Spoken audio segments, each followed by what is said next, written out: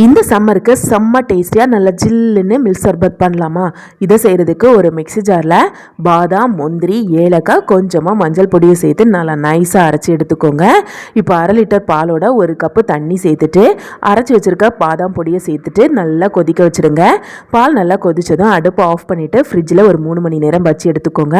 இப்போ ஒரு கடாயில் 1/2 கப்பு சீனியை சேர்த்துட்டு கேரமல் ரெடி பண்ணிக்கோங்க. இந்தளவுக்கு சீனி கரைஞ்சி தேன் கலர் வந்ததும் 1/4 கப்பு தண்ணி சேர்த்து நல்லா கரைச்சி எடுத்து ஒரு பக்கமாக வச்சுக்கோங்க.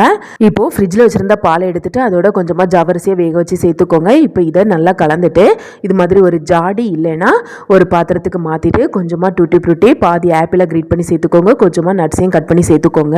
இப்போ இதோட ரெடி பண்ணி வச்சுருக்க கேரமலையும் சேர்த்துட்டு நல்லா மிக்ஸ் பண்ணி எடுத்துக்கோங்க. இனி கப்பில் கொஞ்சமாக ஐஸ் டீ போட்டுட்டு இந்த சர்பத்தை ஊற்றி குடிங்க. செம்ம ருசியாக செம்ம டேஸ்டியாக இருக்கும். நல்லா ஜில்லுன்னு கூலாக செஞ்சு குடிச்சிங்கன்னா செம்மையாக இருக்கும். அப்புறம் என்ன செய்யுங்க, சுவைங்க, ருசிங்க. ரெசிபி பிடிச்சிருந்தா சேனலை சப்ஸ்கிரைப் பண்ணி சப்போர்ட் பண்ணுங்கள்.